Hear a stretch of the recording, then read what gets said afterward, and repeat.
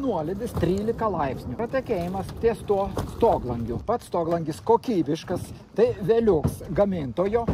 Bet kadangi jis buvo sumontuotas į 13 laipsnių stogą, todėl iš anksto buvo užprogramuotas sutrumpintas eksploatacijos laikotarpis. Gamintojai rekomenduoja montuoti stoglangį ne į mažesnį kaip 15 laipsnių stogą, o čia 13. Visų pirma, čia daug labai medžių, taigi yra spiglių lapų.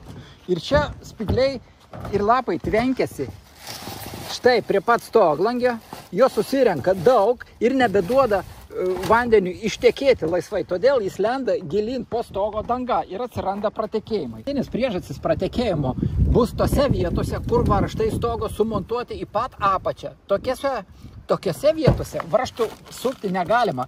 Čia reikėjo varžtų susukti į bangos viršų, todėl nebūtų prabėgimų.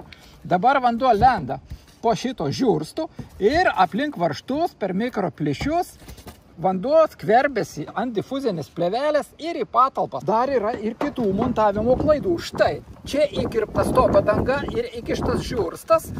Per tą įkirpimą bėga, skverbėsi vanduo.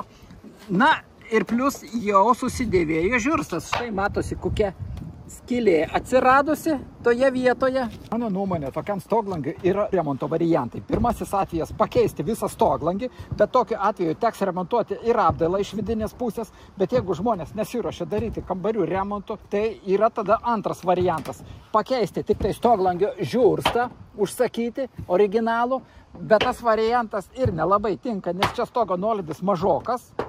Trečias variantas, kadangi mes esam skardininkai, mes galim padaryti žiūrstą naują iš skardos ir jį pakišti po kraigu. Tada garantuotai pratekėjimų nebus iki pat stogo eksploatacijos pabaigos. Stogui 22 metai ir pratekėjimai ant šio stogo jau buvo senai, nes matosi, kaip mediena pajudavusi visą ir pradėjusi pūti, bet jinai visiškai supūvusi nėra, dar laikosi. Difuzinė plėvelė taip pat dar pakankamai stipri, o būna atveju, kai per tiek laiko, per 10-15 metų, kai nekokybiška difuzinė plėvelė, jinai supūna, pradeda trunyti. O štai ši išsilaikiusi gerai. Todėl šį stogą dar yra galimybių paremontuoti. Dar ant šio stogo yra per mažai tvirtinimų varžtų, štai šių. Nes rekomenduojama kažkur 7-9 varžtai kvadratą, o čia kvadrate gal kokie 3 ar 4 varžtai gaunasi. Taip, kad reikėtų papildomai sutvirtinti.